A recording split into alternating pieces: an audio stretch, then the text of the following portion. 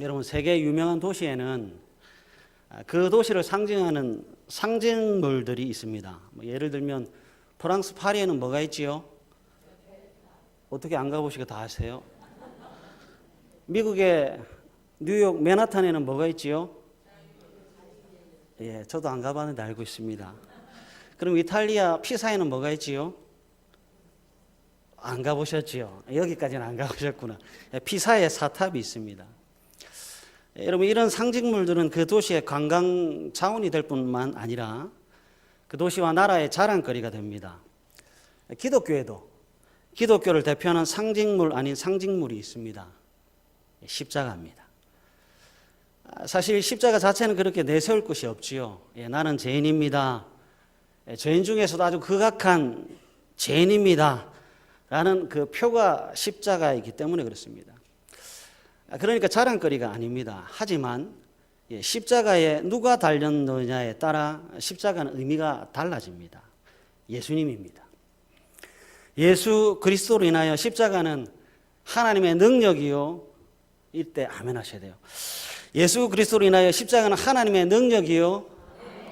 우리의 자랑입니다. 감사합니다.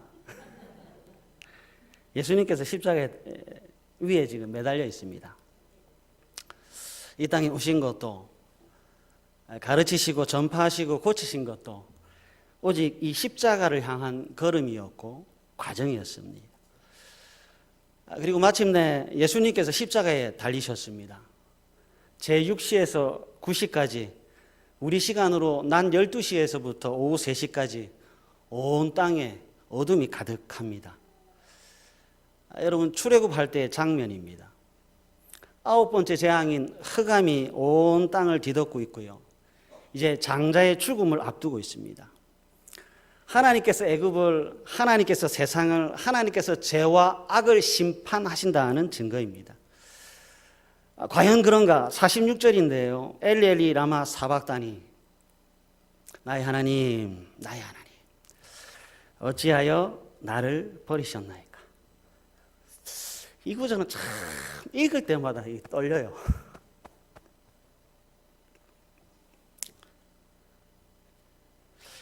더 이상 한가할 수 없는 죽음입니다.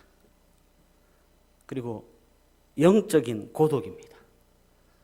그리고 마지막으로 쏟아내는 절규가 나의 하나님, 나의 하나님, 어찌하여 나를 버리셨나이까? 죽어가는 사람의 마지막 외침이고요. 하늘 아버지를 향한 부르짖음입니다. 그런데 돌아온 것은 아버지의 외면이고 무응답입니다. 여러분, 하나님께서 왜 듣지 않으시지요? 죄와 악에 대한 심판이기 때문에 그렇습니다.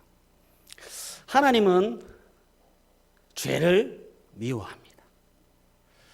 하나님은 악을 미워합니다. 죄를 미워하시고 악을 미워하시는 하나님은 죄인의 음성을 듣지 않으시고 죄인의 행위를 보지 않습니다. 예수님께서 절규하시나 듣지 않고 예수님께서 처절하게 부르짖으나 외면하고 계십니다. 참 두렵습니다. 아무도 도와주지를 않습니다. 누구도 도와줄 수 없습니다. 죄인이 하나님의 심판대 앞에 설 때의 모습을 예수님께서 십자가 위에서 미리 보여주고 있습니다.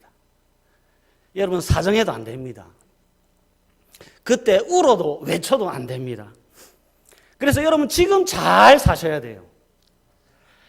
지금 믿음으로 사셔야 하고 지금 죄와 피 흘리기까지 싸우며 살아야 합니다. 죄인의 자리에서 지금 예수님께서 억울한 죽음을 맞이하고 있습니다. 하늘 아버지의 철저한 외면 속에서 홀로 계신 예수님입니다. 그러면 누구 하나 좀 알아줬으면 좋겠는데 아니요. 사람들은 말하지 않아도 될 말, 듣지 않아도 될 말을 마구잡이로 쏟아붓고 있고 예수님 귀를 막으면 좋은 텐데 손에 못이 박혀서 귀를 막을 수가 없어 듣고 싶지 않은 말들을 듣고 계십니다. 아무도 예수님을 향하여 동정하거나 위로하지를 않네요. 예수님께서 듣고 싶은 말은 누구도 해주지를 않습니다. 조롱하고 비웃고 있습니다. 여러분들이 가진 성경책 47절부터 49절 말씀을 한번 보십시오. 거기 섰던 자 중 어떤 이들이 듣고 이르되 이 사람이 엘리야를 부른다 하고 그 중에 한 사람이 곧 달려가서 해면을 가져다가 신 포도주에 적시어 갈대에 꿰어 마시게 하거늘 그 남은 사람들이 이르되 가만두라 엘리야가 와서 그를 구원하나 보자 하더라. 여러분, 말씀에 기록된 사람들의 태도를 가만히 보십시오. 동정하거나 위로하거나 안타까움이 아닙니다. 그림으로 그려보면 입가에는 비열한 웃음을 짓고 있는 것 같고요. 행동을 보면 팔짱을 끼고 한번 해보라는 듯한 구경꾼의 자세를 취하고 있습니다. 그러니까 예수님은 지금 두 대상으로부터 외면을 당하고 있어요.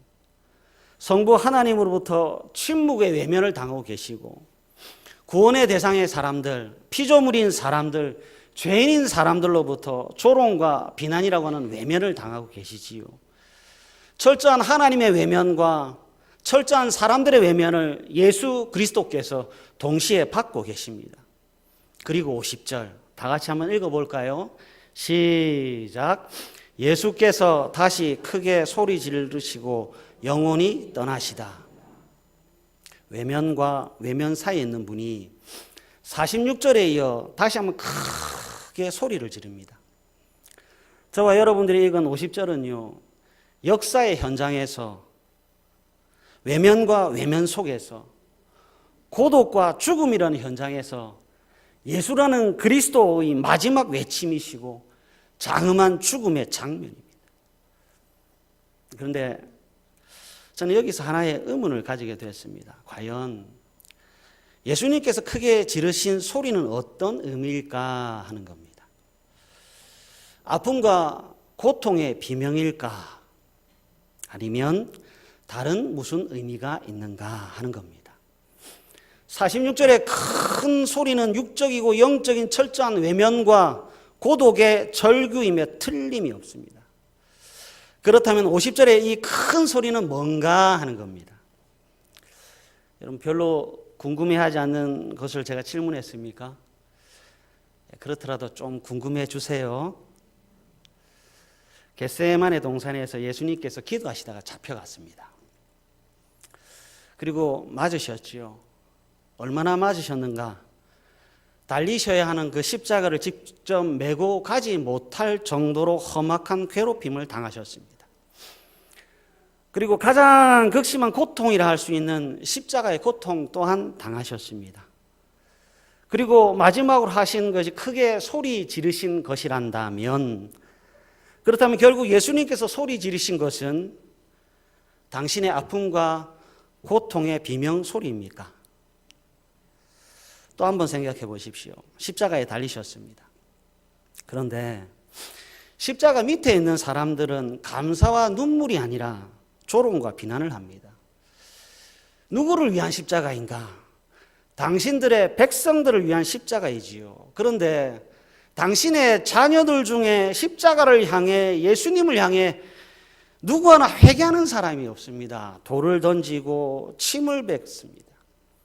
불과 4일 전만 해도 예수님께서 예루살렘에 입성할 때 호산나 다윗의 자손이여 찬송하리로다, 주의 이름으로 오시는 이여 가장 높은 곳에서 호산나를 외쳤던 사람들입니다. 그리고 얼마 전에는 오병이의 기적을 맛보았습니다. 떡과 고기를 먹은 사람들이 예수님을 억지로 왕으로 세우려 했지요. 불과 얼마 전입니다. 그런데 노래하던 사람들 다 어디 갔습니까? 왕으로 모시려고 했던 사람들은 또 다 어디로 갔습니까? 여러분, 예수라는 동일한 인물입니다. 나귀를 타고 입성했던 예수님이다. 십자가 위의 예수님은 여러분 동일한 분입니다. 화장실 갈 때 하고 나올 때가 다른 것이 사람이라고 하지만 이건 아닌 것 같아요. 아무튼 십자가 위에서 사람들의 웅성거림과 사소한 행동 하나하나를 다 듣고 다 보고 계신 예수님입니다. 사람들의 행동, 사람들의 말이 건방이 진짜 하늘을 찌르고 있고 패역하기가 그지없습니다. 그렇다면 예수님의 마지막 이 큰 소리는 사람들을 향한 분노의 호통일까요? 예수님의 마지막 큰 소리는 고통의 절규입니까? 아니면 조롱하고 멸시하는 죄인들을 향한 분노의 호통입니까?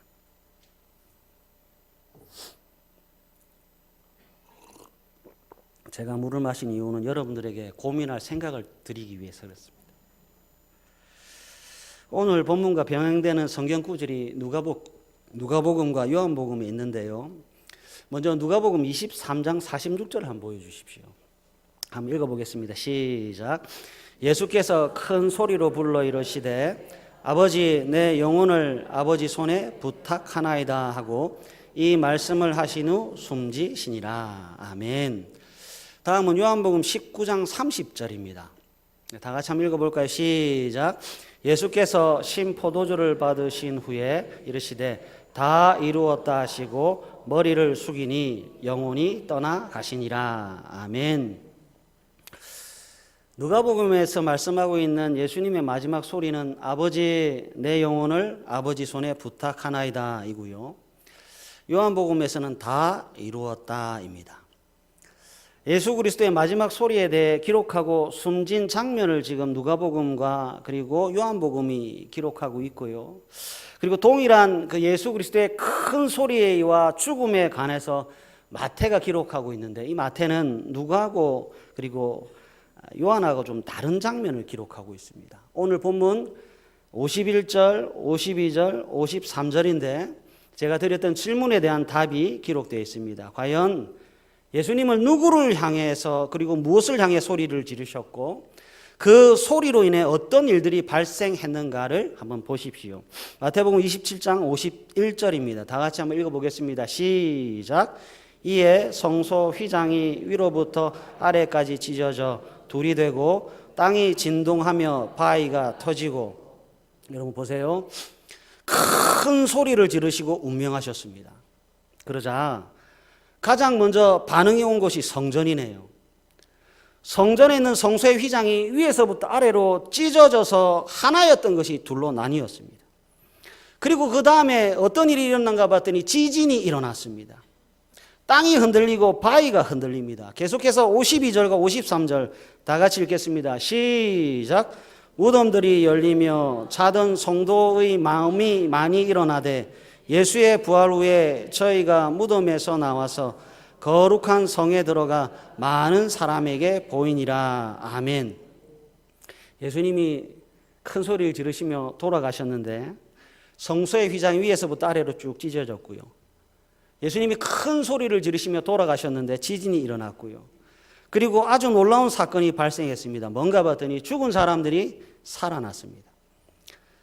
순간적으로 살아났다가 다시 무덤에 들어간 것이 아니라 예수님께서 부활하신 다음 그들과 함께 죽음에서 살아난 사람들과 함께 거룩한 성 예루살렘으로 퍼레이드를 하심으로 많은 사람들에게 보이셨다고 성경이 기록하고 있습니다. 여러분 놀랍지 않습니까? 여러분들의 표정을 보니까 죽은 자가 살아난 것 정도는 뭐 그렇게 놀라운 것이 아니라는 표정들입니다. 다들 믿음이 굉장히 좋은 것 같습니다. 그렇다면 질문하겠습니다. 예수님의 큰 소리에 대한 답은 찾으셨습니까? 예수님의 큰 소리는 무엇을 향한 소리였는지 여러분 감이 좀 오십니까? 예수님의 큰 소리 한 방에 죽은 자, 아니 죽었던 사람들이 마치 잠을 자고 있던 사람이 큰 소리에 놀라 깜짝 깨어나는 것처럼 예수님의 큰 소리에 의해서 죽음에서 살아났습니다. 예수님의 큰 소리에 죽음이라고 하는 권세에서 풀려났다는 말입니다.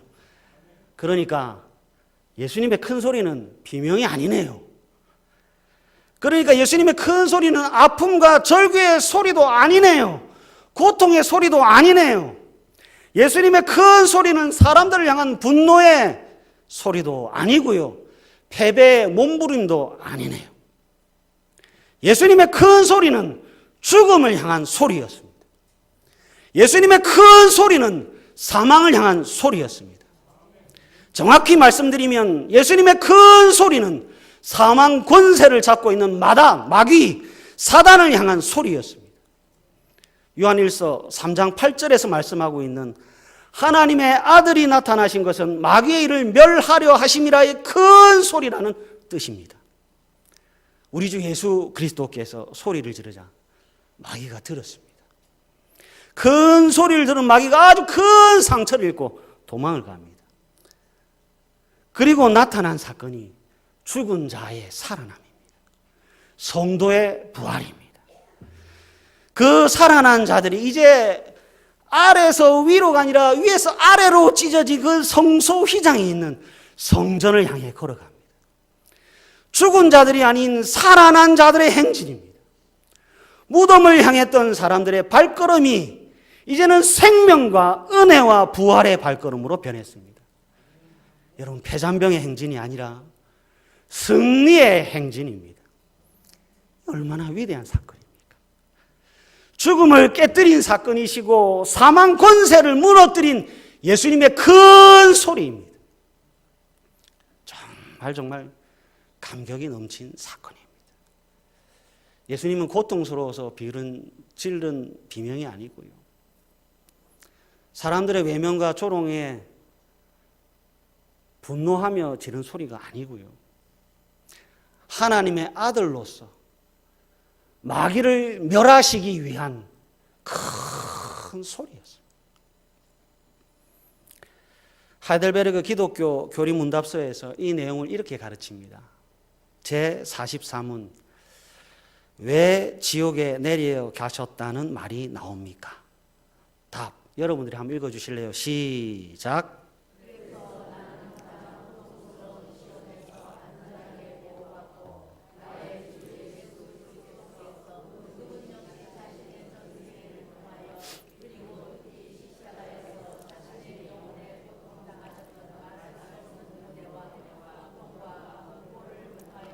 나를 지옥의 고뇌와 고통으로부터 구원하신다는 것을 분명하게 확신할 수 있습니다. 죽은 것으로 다 끝난 줄 알았는데 여러분, 아닙니다. 십자가에서 소리 지는 것 보니 예수도 별 볼 일 없다, 그냥 사람인 줄 알았는데 여러분, 그게 아닙니다. 예수님의 큰 소리는 아버지를 향한 원망도 아니고요, 사람들을 향한 속상함도 아니고요, 사망에 대한 두려움도 아닙니다. 예수님의 큰 소리는 마귀에게 멸망의 호통이요, 우리에게는 승리의 함성입니다. 사랑하는 가족 여러분, 십자가라고 하는 곳에서 예수 그리스도께서 온갖 조롱과 멸시 가운데 이 위대한 일을 행하셨습니다. 가장 낮은 곳에서 가장 위대한 승리를 하셨습니다. 가장 천한 자리에서 가장 고귀한 일을 하셨습니다. 죽음의 자리에서 생명을 살리는 일을 하셨습니다. 예수님께서 그 일을 하셨습니다. 그래서 저는 압니다. 나는 가장 고통스러운 시험에서 안전하게 보호받고, 나의 주 예수 그리스도께서 그분 역시 자신의 전생일을 통하여, 그리고 특히 십자가에서 자신의 영혼의 고통당하셨던 말할 수 없는 고뇌와 고통과 공포를 통하여 나를 지옥의 고뇌와 고통으로부터 구원하신다는 것을 분명하게 확신할 수 있습니다. 여러분도 확신하십시오. 우리가 할 일은 단순해졌습니다. 예수만 있으면 됩니다. 이분만 좀 붙잡으셨으면 좋겠습니다. 우리의 성공은, 우리가 살고 죽는 것은 이 예수님께 달려 있습니다. 예수님께서 사망을 향하여 큰 소리를 지르면 사망이 떠나갑니다. 예수님께서 불안과 공포를 향하여 소리 지르시면 불안이라는 놈과 공포라고 하는 놈이 떠나갑니다. 예수님께서 염려라고 하는 것에 큰 소리를 지르시면 염려가 떠나갑니다. 예수님만 있으면 돼요. 오직 예수님 한 분만 있으면 나는, 그리고 여러분들은 모든 것을 가진 자가 됩니다. 오직 예수님만 있으면 나는 모든 것을 할 수 있는 사람이 됩니다. 여러분, 성도는 질 수 없어요. 성도는 망할 수가 없어요. 왜 그렇지요? 성도와 교회는 예수님의 큰 소리, 승리의 함성 속에 들어와 있기 때문에 그렇습니다. 여러분, 뜬금없지만 질문을 하나 할게요. 여러분, 보석 좋아하십니까? 결혼 20주년 기념으로 남편이 아내에게 다이아몬드 반지를 선물했습니다. 저도 그러고 싶지만 될런지는 잘 모르겠습니다. 아무튼 아내 손에 다이아몬드 반지가 껴져 있습니다. 그러면 다이아몬드 반지를 낀 사람이 5,000원짜리 반지를 낀 사람을 부러워할까요? 대답해 주십시오. 다이아몬드 반지 낀 사람이 5,000원짜리 반지 낀 사람 부러워하지 않습니까? 자신 있게 해주세요. 예, 좋은 것, 값진 것을 바라보고 난 다음에는 미천했던 옛 것이 보이지 않습니다. 다이아몬드와 같은 복음의 영광스러운 것을 경험하고 난 그리스도인들은 세상의 것들이 시시해서 별로 마음에 끌리지 않아요. 만약 세상 것들이 여전히 매력적이고 어떤 유혹의 도구로 다가온다면 우리는 이런 질문을 스스로에게 해보아야 합니다. 나는 다이아몬드를 보았는가? 여러분들은 다이아몬드를 보셨습니까? 여러분들은 복음의 영광을 본 사람들입니까? 예수님을 믿는다라고 하는 것은 복음을 바라보고 하나님을 바라보고 하나님의 능력을 바라보는 것이라고 합니다. 그러면 넘치는 삶의 희열이 생깁니다. 반면에 분노를 바라보고 미움을 바라보고 아쉬움과 열등감을 바라본다면 내 안에서 자라나는 것은 그것밖에 없다고 합니다. 그래서 파괴적인 존재로 변화될 수밖에 없대요. 그러나 하늘과 연결된 인생은 환경이라고 하는 것과 아무런 관계가 없다고 합니다. 사랑하는 가족 여러분, 평안하십니까? 혹 살기가 어렵지는 않습니까? 죄송합니다. 여러분의 아픔과 고통에 함께하지 못해서 죄송합니다. 그러나 힘내십시오. 여러분에게 예수님이 계십니다. 죽음과 같은 고통이 올지라도, 사망과 같은 괴로움이 올지라도 두려워하지 마십시오. 슬퍼하지 마십시오. 예수님이 함께 하십니다. 그분의 이름을 부르십시오. 기쁨이 솟구칠 겁니다. 그분의 이름을 노래하십시오. 평안이 샘솟을 겁니다. 그분의 이름으로 선포하십시오. 감사가 넘칠 것입니다. 예수님의 이름으로 승리하시고 예수님의 이름으로 천국을 누리시는 우리 부산 북교회 가족 여러분들 되시기를 주님의 이름으로 축복합니다.